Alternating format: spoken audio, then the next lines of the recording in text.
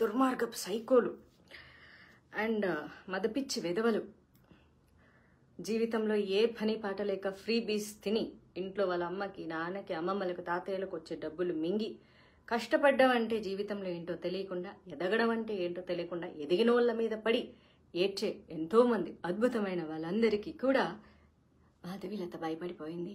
అయ్యయ్యో ఆయన జేసీని గెలుక్కుంది, సో జేసీ ఇప్పుడు రాడ్ దింపాడు. చూశారు కదా, ఆల్రెడీ ఆయన వీడియో పెట్టాడు. చంద్రబాబు నాయుడు గారికి నా వల్లే బ్యాడ్ నేమ్ వచ్చేస్తుందని చెప్తే నా వల్లే ప్రాబ్లం అయితే నేనే వెళ్ళిపోతాను అని ఏడ్చినట్లు నేనే రిజైన్ చేస్తానని చెప్పారు కదా. మాధవీలత ఎవరికి భయపడదు. మనిషి భయపడేది చావుకి, చావంటేనే నాకు భయం లేదు కాబట్టి నేను దేనికి భయపడను.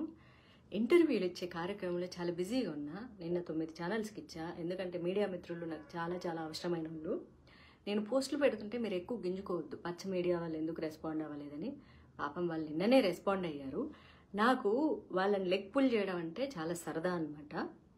అందులో కొంతమంది నా ఫ్రెండ్స్ ఉన్నారు, వాళ్ళని లెగ్ పుల్ చేయడానికి అలా పెడుతుంటా. మీరు ఎక్కువ ఫీల్ అయిపోవద్దు.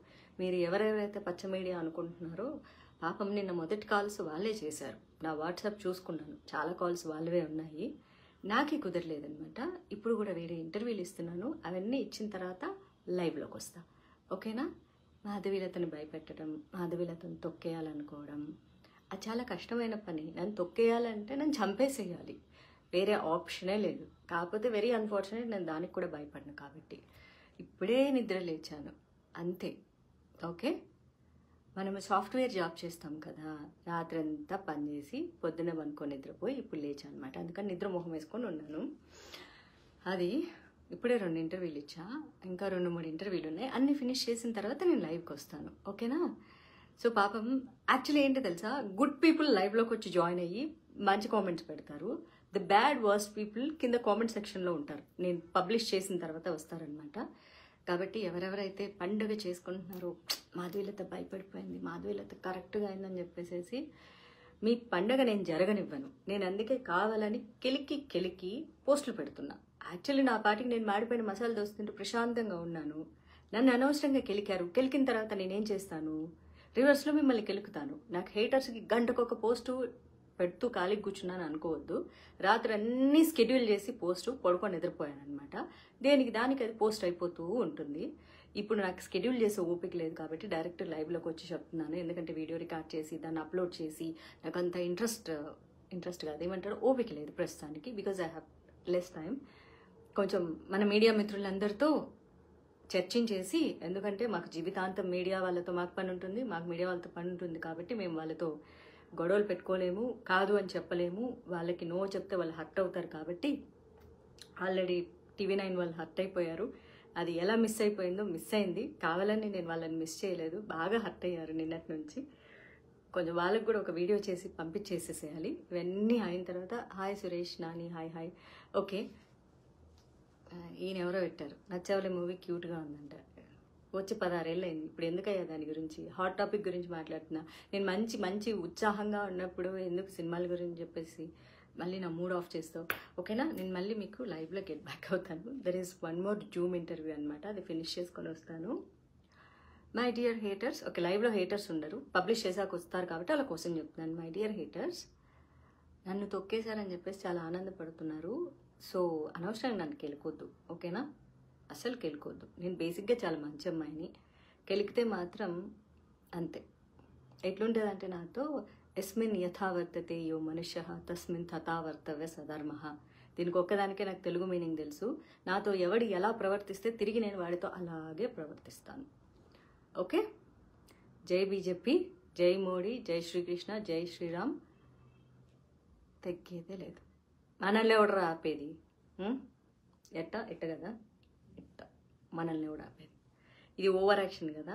మిమ్మల్ని చూస్తే నాకు చెయ్యాలనిపిస్తుంది. ఏంటో నేను ఈరోజు చాలా ఉత్సాహంగా ఉన్నాను. నిన్నటి నుంచి ఈరోజు నుంచి చాలా ఉత్సాహంగా ఉన్నాను. కాకపోతే నిద్ర వస్తుంది. ఓకేనా? Take care, bye. I will get back to you. తినేసానండి, హ్యాపీగా తినేసాను. మా మమ్మీ ఈరోజు బచ్చల కూర పప్పు చేసింది, తినేసి వచ్చి కూర్చొని మాట్లాడుతున్నా. I will get back to you once I finish all my interviews. నీ అవ్వ తగ్గేదే లేదు, ఎంత దాకపోతుందో చూద్దాం. నాకైతే భయం లేదు. కాబట్టి యాజ్ ఆల్వేస్ సేస్, నేను కాంట్రవర్సీస్ చేయను. నేనేం చేసినా కాంట్రవర్సీ అవుతుంది కాబట్టి I love that. I love that అనమాట.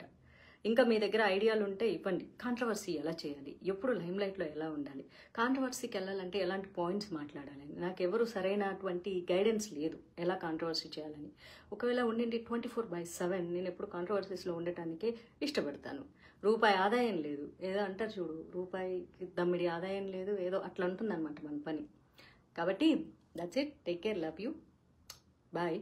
ఎవరైనా బీజేపీ ఫ్యాన్స్, హిందుత్వ ఫ్యాన్స్ అంటే గిరీష్ దారుమోని అసలు మస్తు ఎక్కి దిగిండు జేసీ గురించి. ఈ రోజు వరకు ఎవ్వడు కూడా పెద్ద పెద్ద పాలిటీషియన్స్ కూడా, ఆఖరికి ఆంధ్రాలో ఉన్న మా బీజేపీ పాలిటీషియన్స్ కూడా అంత దొమ్మగా మాట్లాడలేదు. గిరీష్ అన్న ఎట్లుంటారంటే ఇట్లా బీజేపీ కార్యకర్త కాబట్టి, ఒరిజినల్ కార్యకర్తలు ఎలా ఉంటారంటే డే 1 నుంచి చేసిన నేర చరిత్రలు మొత్తం తీసి ఇట్లా బయట పెడతారు. అది పందికొక్కుల దొంగ సొమ్ము చేసిన జేసీ గారు కదా. ఈడీ కేసులు ఎవరి మీద పడతాయి? ప్రజల సొమ్ము అన్యాయంగా అక్రమంగా లాక్కున్న వాళ్ళ మీద ఈడీ కేసులు పడతాయి. సో ఈడీ కేసులు ఇరుక్కున్నారంటే ఎంత ప్రజలు సొమ్ము దొబ్బింటారయ్యా, అది ఒకసారి మీరే ఆలోచించాలి. అలాంటి వాళ్ళని మీరు సపోర్ట్ చేస్తున్నారంటే ఇంకేమనుకోవాలి. సర్లే, ఈడీ కేసులు పడిన వాళ్ళనే సీఎంలనే చేశారు మీరు. ఎనీవేస్, ఓకే, నేనైతే బూతు పదాలు ఇప్పటికీ నేను వాడను. మా నాన్న లాంటి వయసు అయింది కాబట్టి ఆయన వల్ల పార్టీ పొరుగు పోతుందని ఆయనే రిజైన్ చేస్తాడంట. పొరుగు పోయే పరిస్థితి ఎందుకు తెచ్చుకున్నాడు? అందుకే కదా, ఉత్త పుణ్యానికి నా మీద నోరు పారేసుకోకూడదు. నా మీద నోరు పారేసుకుంటే అయ్యేదేదో అవుతుంది. అంతా ఆయన చూసుకుంటాడు, శ్రీకృష్ణ పరమాత్ముడు. నేను లెక్క పెట్టకపోవచ్చు ఆయన పాపాన్ని, కానీ భగవంతుడు అనేవాడు పని కట్టుకొని లెక్కలు కడతాడు, లెక్క చేస్తాడు. అందుకే నేను ఆయన మీద బూతు పదాలు అస్సలు వాడట్లేదు, వాడను కూడా. ఎందుకంటే నాకంటూ వయసులో పెద్దవాడు అని చెప్పేసి ఒక గౌరవం ఉంది. సో వయసులో పెద్దవాళ్ళు జనరల్గా తప్పు చేస్తే బూతులు తిట్టను కానీ లాగి పెట్టి కొట్టాలనిపిస్తుంది. ఎందుకంటే వయసులో పెద్దోళ్ళు అయ్యింది 10 మందికి మంచి సంస్కారం నేర్పించవలసిన వాళ్ళు చెడు సంస్కారాన్ని అలవరుస్తుంటే నేను తీసుకోలేను. కాబట్టి ఎనీవేస్ ఫ్రెండ్స్, నాకు వాట్సాప్ మెసేజ్లు వస్తున్నాయి. 3 ఛానల్స్ క్యూలో ఉన్నాయి. వాళ్ళందరికీ ఇంటర్వ్యూలు ఇచ్చేసేసి మళ్ళీ నేను లైవ్లో వచ్చి జాయిన్ అవుతాను. Thank you so much. మీరు నాకు అంతే అవసరం, మీడియా మిత్రులు కూడా అంతే అవసరం. కాబట్టి hi hello my dear lovable haters.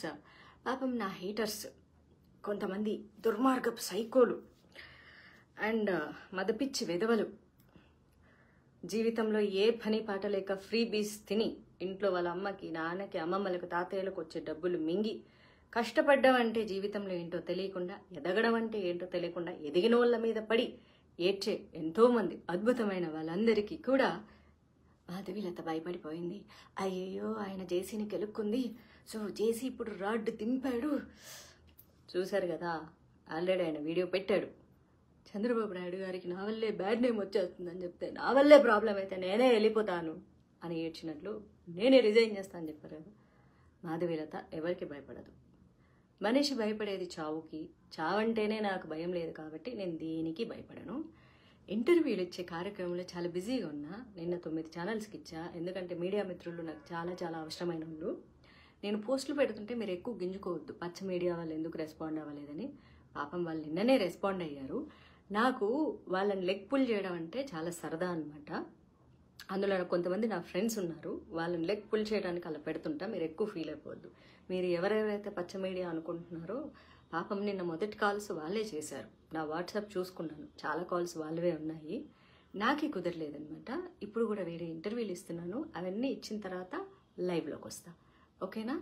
మాధవీలతని భయపెట్టడం, మాధవీలతను తొక్కేయాలనుకోవడం అది చాలా కష్టమైన పని. నన్ను తొక్కేయాలంటే నన్ను చంపేసేయాలి, వేరే ఆప్షనే లేదు. కాకపోతే వెరీ అన్ఫార్చునేట్, నేను దానికి కూడా భయపడను. కాబట్టి ఇప్పుడే నిద్ర లేచాను అంతే.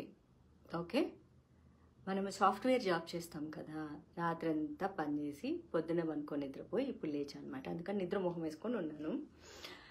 అది ఇప్పుడే 2 ఇంటర్వ్యూలు ఇచ్చా, ఇంకా 2-3 ఇంటర్వ్యూలు ఉన్నాయి. అన్నీ ఫినిష్ చేసిన తర్వాత నేను లైవ్కి వస్తాను.